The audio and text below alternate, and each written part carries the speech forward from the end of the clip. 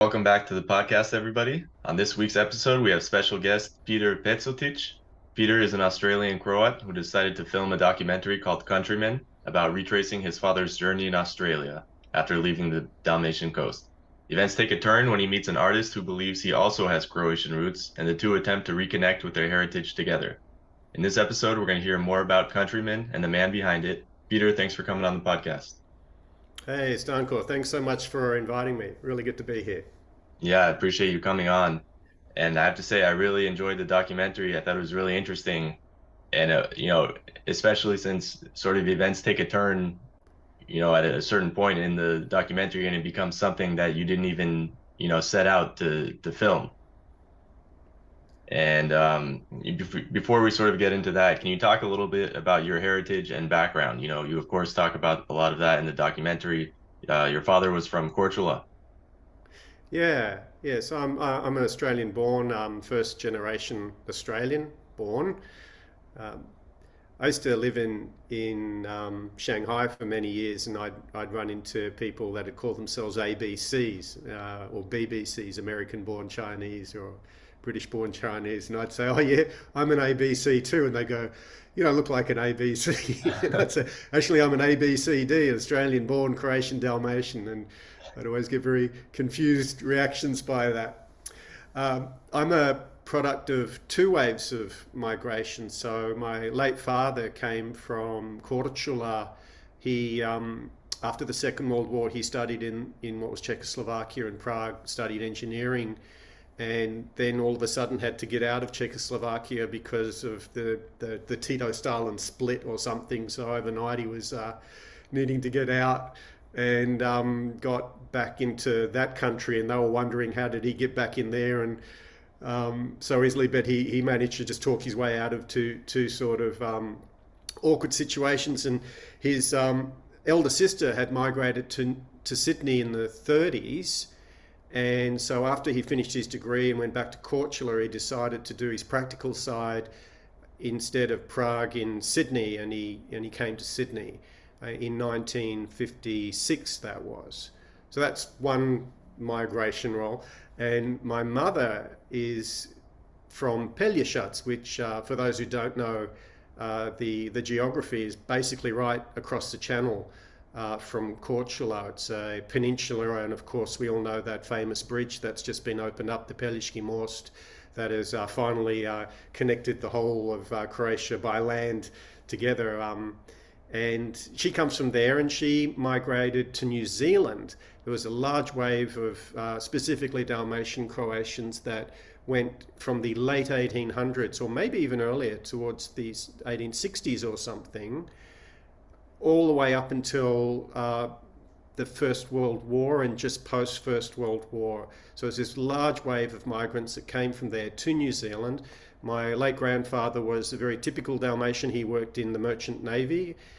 Back in those days in Pelješac and Korčula, like your career opportunities would be to be in the Merchant Navy, to be ultimately Kapitan, that would be the ultimate career. And so he was on those ships traveling huge distance in today's terms, going from Pelješac all the way to New Zealand, the end of the earth practically. And he saw the opportunity of the communities that were building up there, and he eventually started working on the land there. It was called kauri gum. It's this gum that comes from these trees called kauri trees. And there was an industry going on in the north part of the North Island of New Zealand where Dalmatian diggers were digging up this kauri gum, and then it was being exported. And the New Zealand government were allowing people from what was then Austria, and they were very, very strongly saying that they're not Austrians, to come to New Zealand and to migrate. And my late grandfather was going backwards and forwards. He married in Pelješac and had kids, and eventually my mother, when she was 3, and her 2 elder sisters and her mother, my late grandmother, did this epic trip in 1936, which was sort of like that put bez povratka, like that trip of no return, where they said goodbye to their grandmother forever. and came all the way to the end of the world to New Zealand. So she grew up on eventually my late grandfather had a dairy farm with his capital. He purchased a dairy farm. There are Croatians in all industries in New Zealand and very famous in the wine and fishing industry and not so famous in dairy. And he had a dairy farm. I used to run around on it as a kid. I used to go there every year. And mum grew up there, and then she did the typical thing, which is sort of a birthright for both Australians and New Zealanders. No matter what your cultural or ethnic background, after you graduate, you go to London. And so she was on her way to London back in the 1950s. And on the way, she stopped in Sydney and she went to some Croatian ball and she met my dad. And I think they were so shocked that they came from literally next door to each other as far as heritage places are concerned. And anyway, my mother still went and did a year in London, but my dad waited. And when she came back to Sydney, they went back together to New Zealand and married. So there's this story of two sort of migration waves that came together. Yeah. Yeah, it's a Anyway, small so me, world. yeah, I know. And so for me, yeah, I was born in Australia, born in Sydney, grew up there, and yeah, there's a large community of us small Mhm. all over Australia, and yeah, I'm just one of them, I suppose. Yeah. You know, you mentioned in the film that when your father had immigrated, he brought two things over with him. Can you tell us what those were? Yeah, so I think this was my first introduction to country, what the concept of say country is in an Australian term as well.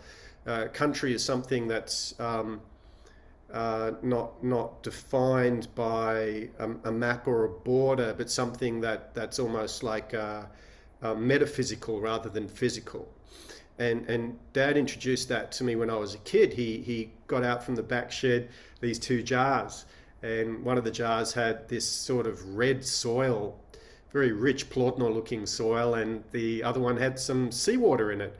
And he told me that these were the two jars that were given to him by his mum, my baba, at the time of 1956 when he was leaving to come to Australia, and they were given to him so that he'd never forget the country, the land, and the sea that he came from.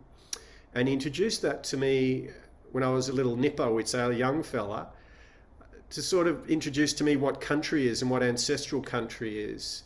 And he also said to me at that time, and I was way too young to think about real estate or commodity or anything like that, but he said to me when I was that young, he said, son, sine moi, when you grow up, and these lands, these polje, the olive groves, the vineyards, and little bit of little house here and there, or not much, but he said that that's something that I can never sell.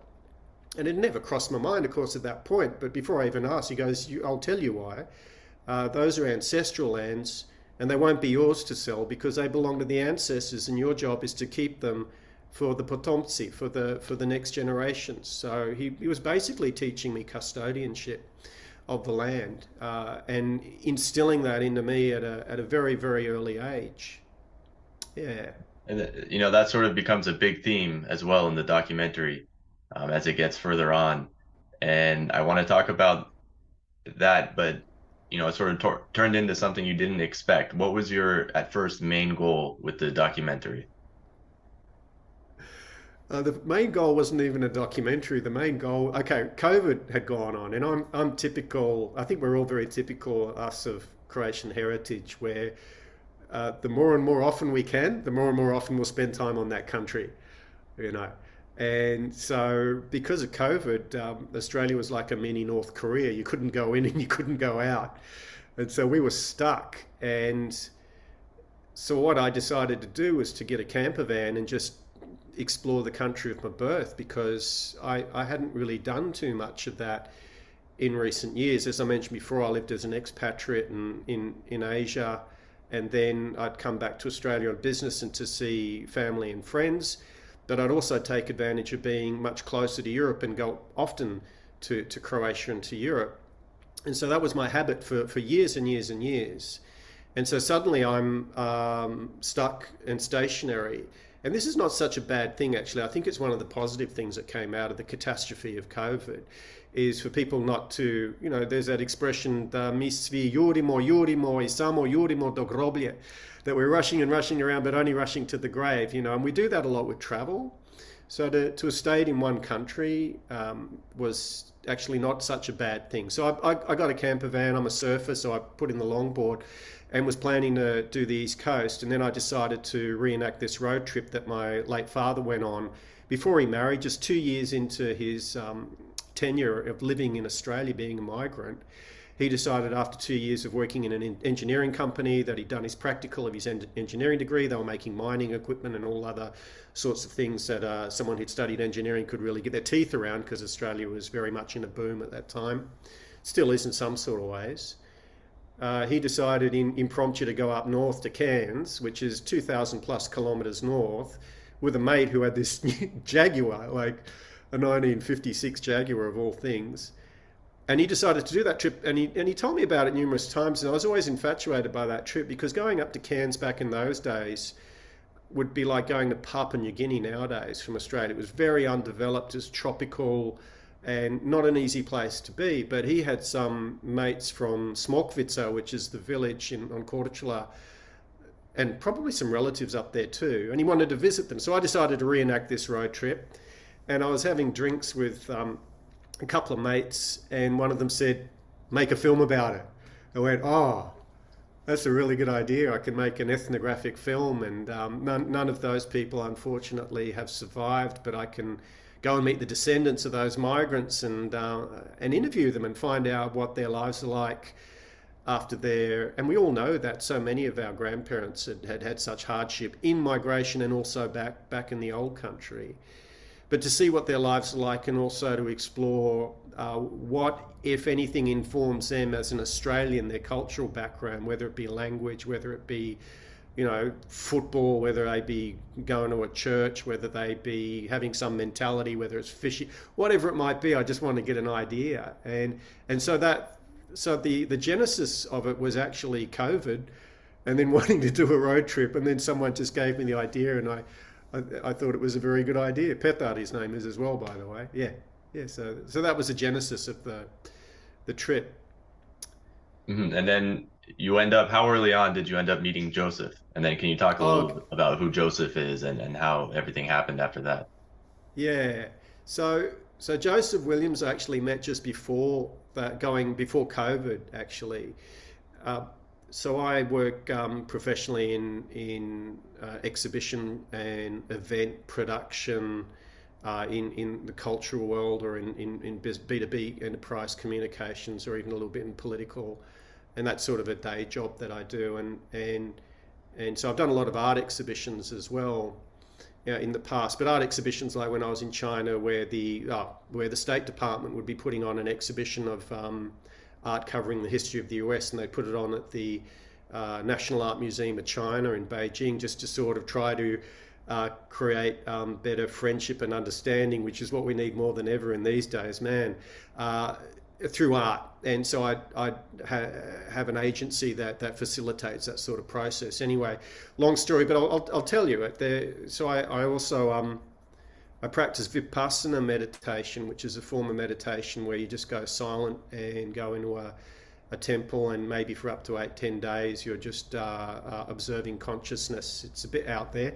but I was doing that, and one of my colleagues, who you don't talk to, but she's been going to this same place for a long time, and she's got a PhD in colonial Australian women in contact with indigenous communities. That's what her PhD was in. She's an artist herself, Dr. Erica Izzet, and she was at the time the manager of a cultural centre in the desert country in the Northern Territory called Nyinkanunu, where Yugi also worked. Now, at that temple, I don't know, you heard about those big bushfires we had a couple of years ago?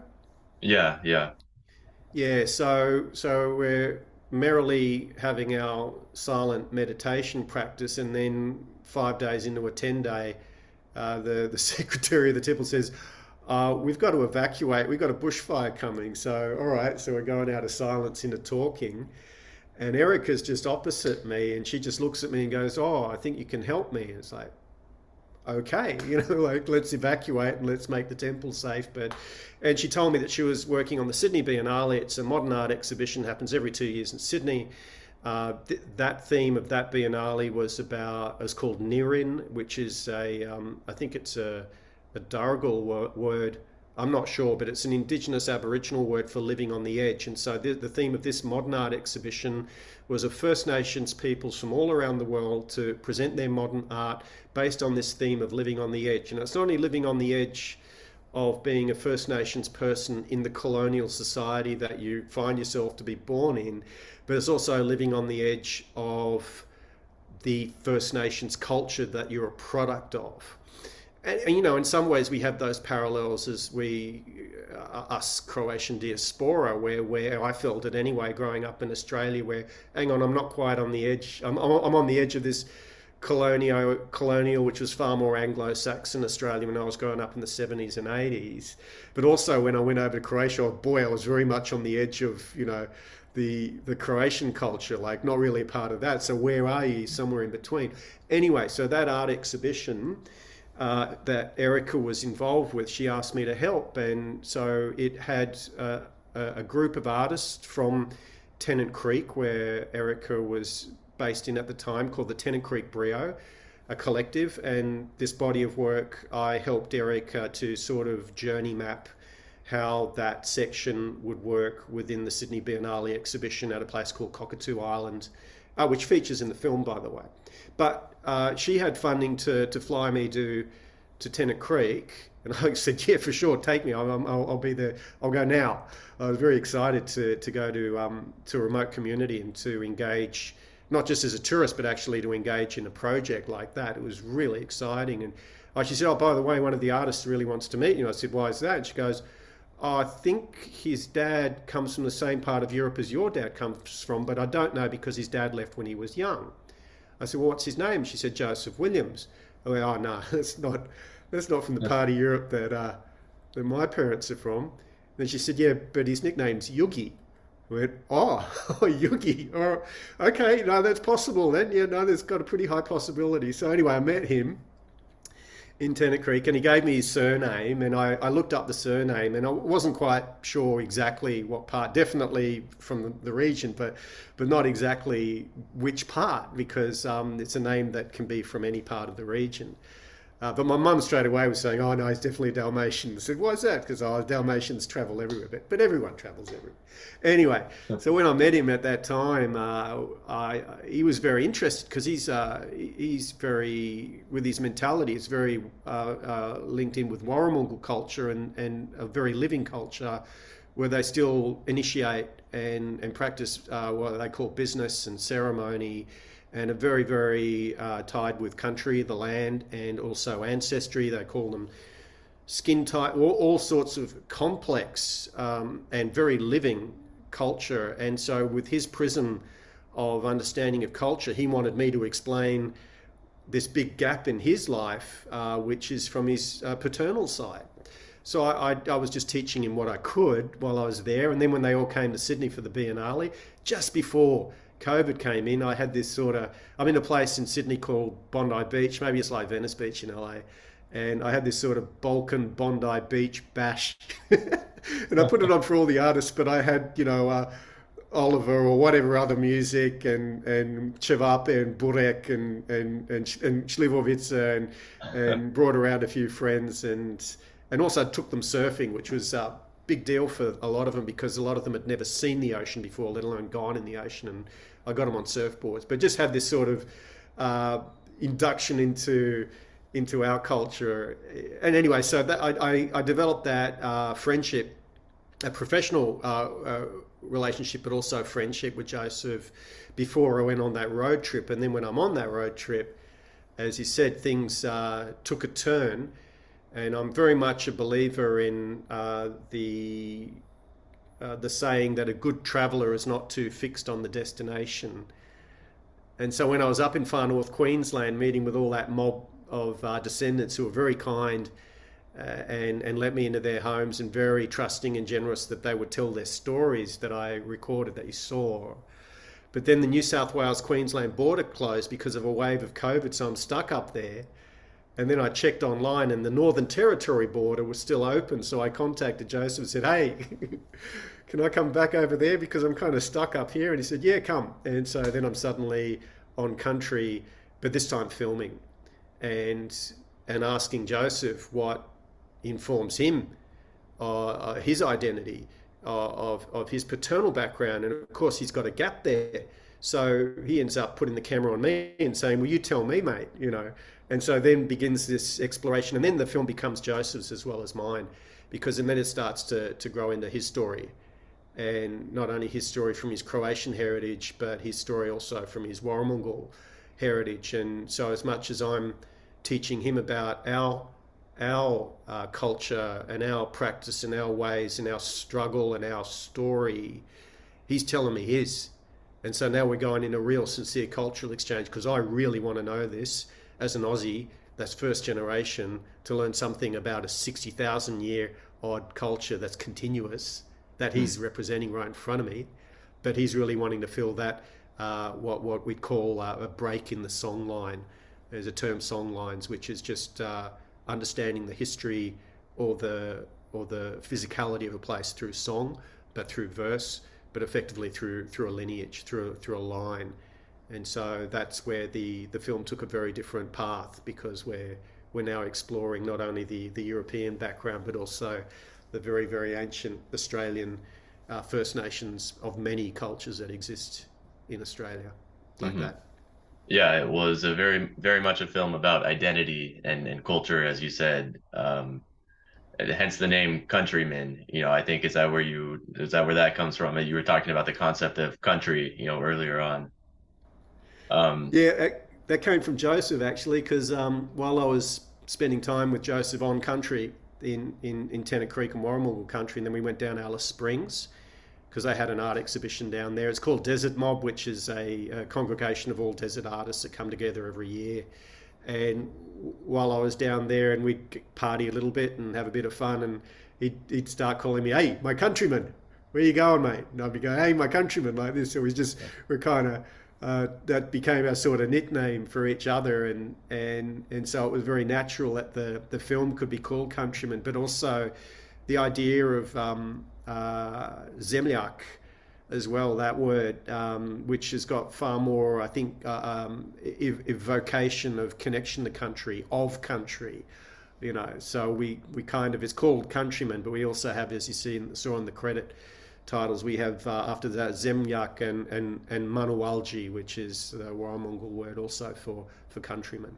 But yeah, that's how Joseph kind of pretty much, it was inspired through Joseph, the name. Yeah. Well, Joseph ends up meeting again with his dad, who he hasn't seen in how many years? I forget, maybe 40 plus years, ever since he was a kid. And you were sort of a part of that, you know, helping set that up. And you were there for the meeting. What was that experience like? I mean, for Joseph and for you. Yeah. So after spending time on Country, I came back to Sydney, and I spoke to people in the Croatian community about Joseph, and I spoke to a woman called Sonja Palic, who's involved with the Chamber of Commerce, and then and also I mentioned it to Her Excellency Betty Pavlic, who also, you know, word got around, and I got this call from a lady called Mirjana Cestar, who's the president of a fantastic organisation called Croatia House. It's kind of like an Alliance Francaise or a Goethe Institute, but for Croatian culture.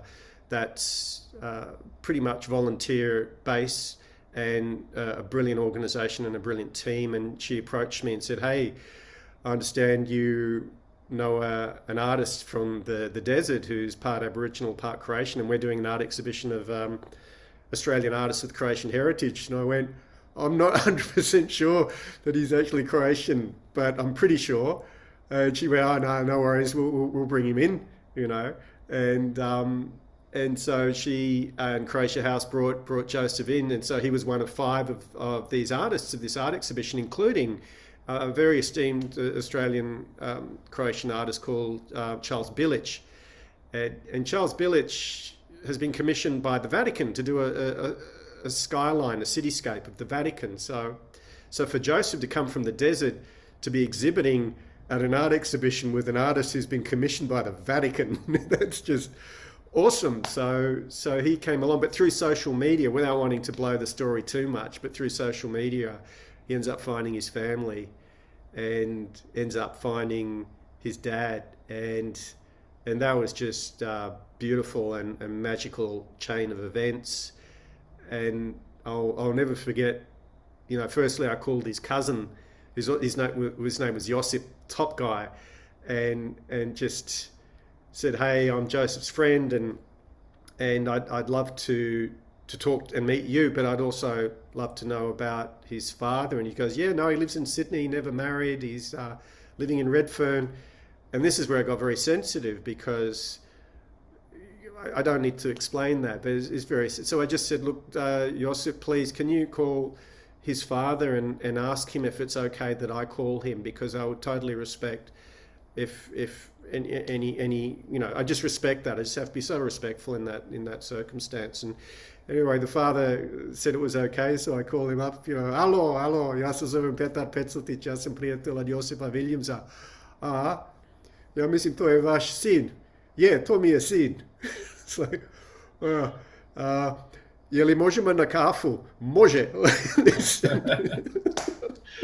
And then we have our first coffee of many, and then it culminated into Joseph coming to Sydney and being embraced so beautifully and warmly by his family, his father, the Croatian community, even the Republic of Croatia through Her Excellency Peter Pecotić and Consul General Ivica Glasnović. They also embraced him. Like, it was just this incredible display of what I believe to be our warmth and hospitality and love of love that we have, and that we're capable of. And I just think that story indicates that. So anyway, but let other people see and have their own opinion. Well, I have to say, I haven't blown the story too much, but anyway. yeah. I won't put any more bloopers or any more what do you call those? But spoilers. But Blanking on my English as I was trying to remember the Croatian you said, because I was going to say that sounds like the most Croatian way to go meet up for someone. Možemo na kavu, može. That's classic. But you also meet a lot of other Croatians during the film. I thought it was funny, at one point you even see a Croatian restaurant, or a restaurant with the checkers, and you go on in and you start talking with the guy, and everyone's got their own sort of similar story of immigrating from Croatia. And I think a lot of, not just to Australia, but sort of all over the world, definitely in my experience as well in the US, Croatians who immigrate from Croatia, a lot of them end up with nothing in the new country. Maybe they had nothing before, or maybe they had something, but in their new country where they immigrate to, they have nothing, and they sort of make something out of nothing. And do you think is that something that you've also noticed in sort of in the Croatian diaspora, the similar stories about that? Yeah, I think that's pretty universal, and it was said by that gentleman in the interview about this work ethic, that sometimes we go back to Croatia and go, hang on, they're not working as hard as it. No, it's not everybody, of course. I'll be very careful there. But but there's this sort of work ethic that does exist there. There's this, work brings salvation sort of ethic, and also there's this honor in work, and honor in hard, honest work. I don't, generally speaking, I don't think Croatians would be viewed as tricky, that are trying to find a way to lazily defraud wealth from somewhere else or someone else. There's this real honesty and the golden word, what you say you do, or you don't say it, and there's this strong integrity in that, and it's very universal from my travels as well. And certainly it was on display in making the film and in meeting people quite by chance, but also through by design, a common thread that exists there, and I hope that continues to exist by generation and generation. You know, the Chinese say the wealth only goes for 3 generations. You know, the ones that make it, the ones that maintain it, the ones that don't value it and spend it. And I don't think we're like that. I'm not sure, but I hope not. I hope that we can maintain those qualities, and the film certainly highlights those qualities of the positive contribution, whether it's in more manual like farming, but even the farmers that we meet, you can see how entrepreneurial they were just within a few generations to what sort of wealth that they created, not only for themselves but for the economy that they're involved with, but also in academia and the arts. We see that, and in entrepreneurially as well. So there's all these different disciplines that are showcased in the film of the contribution of Australian migrants with origins from Croatia, and to ultimately Joseph, we see as also a great example of what we become, and one of the sort of subheadings to the film, to Countryman, is that we are the living history. You know, we're a product of that teškoće, that hardship, or that not only hardship but also that pioneering spirit of having the gumption to go to such a distant lands, and also culturally so distant, and take that risk and make something of it. And we are, you know, and you too, you know, we are this living history, the living result of that hard work, and we better hold that mantle well. You know, we better value it. And I think we've all would have been victim maybe also of the older generations just shaking their heads at us, going, you don't know what it's like, you know. But we have to value that and live and celebrate and cherish that. And I think in some ways the film is a dedication to that as well. You know, to that hardship and courage to come to these distant lands, wherever they are, US, New Zealand, or so many places, and to make good and contribute. You know, we've even got people that are presidents now, I think, you know, in Latin America. You know, we've got people all over the place. It's great, you know. That's right. Yeah, I think Boric in, I think, Chile or Argentina. I think Chile. Yeah. Yeah. Yeah. Peter, just a few more questions here as we're sort of winding down. I know you wanted me to ask about the soundtrack. You had an interesting story about, you know, some Australian band, and then as well as one of the Croatian songs that is a continuous sort of theme in the film. Yeah. So the opening track is by Laibach. So I used a little bit of music by Laibach, which is they're a Slovenian band. They're an avant-garde band, and they are artists that make music, and they're very much exploring, amongst many things, identity. And so the opening track is called Brat Moj, which if you look up the Slovenian verses, actually are very, very indicative of what's about to happen throughout the film. Then while I was in Alice Springs, I met with this band that was some sort of a mix between Iggy Pop and the Doors and the Stooges and the Dead Kennedys all mixed together. They're this incredible energetic band, and I was blown away when I saw them in Alice Springs while on the road trip, and I conducted an interview, and I will publish that interview at some stage. But they absolutely acknowledged that their sound is a product of the country that they're in. Alice Springs is right in the heart of Australia, just 500 kilometres, which isn't far from Uluru, the big rock in the centre. And they totally got the idea of relationship to country and being a product of country. And so their music, I put across a lot of the visuals, especially the desert visuals, because it is music of that land. And so that was one element of the music. I use a few of their tracks actually. When the Father Meets the Son, also I use one of their ballads, which is a really beautiful ballad. Then there's another track which is of a young kid singing, and it's something like Plovi Srebreni Mjesec or something like that. It's like based on the silvery moon, and the verses are singing, singing to someone, singing to the moon to tell his mother many, many miles away back in the Rodni Kraj to not be sad because vratit ću se na Rodni Kraj. It is a beautiful song about someone looking at the moon and lamenting about their ancestral land. Now, that song by that kid is a recording that my late father did in 1961 when he first went back to Korčula. He brought a magnetophone. He brought a reel-to-reel recorder, a great big deck, and I think it was the first one ever to come to the village. And at the big gathering of the whole family, his nephew, Mali Miloš, sung this song to him as a sort of song of greeting to the, Barba is Australia, the uncle who's come back from Australia, to sing this greeting. So that song is literally my late father's nephew singing to him about returning to his Rodni Kraj, to his ancestral land.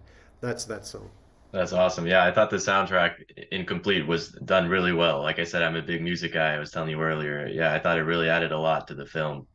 Um, Peter, I want to thank you so much for coming on the podcast and, sort of final thoughts here and questions. Where has the documentary been shown so far? Where can people watching or listening, to us now watch it?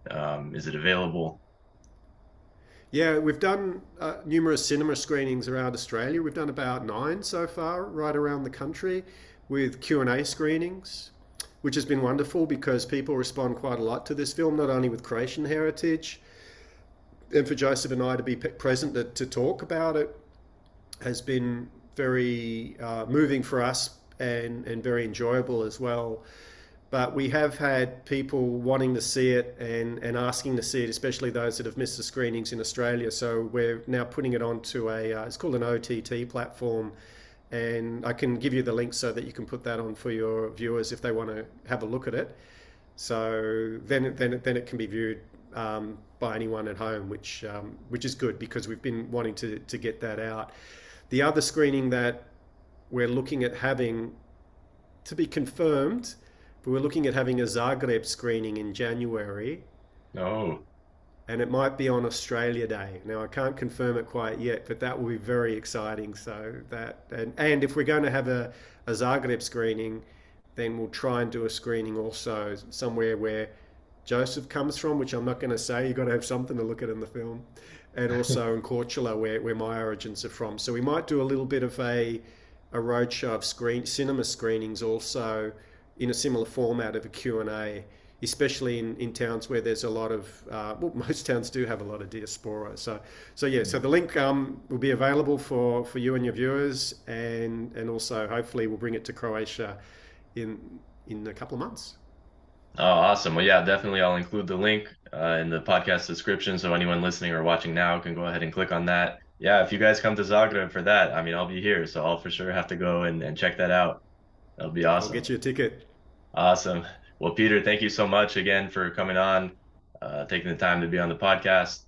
I really enjoyed the film. I think it's great what you're doing. And yeah, thank you so much for coming on. Thank you. I really appreciate it. I look forward to meeting you in person. And yeah, it's been great to be here. Thank you.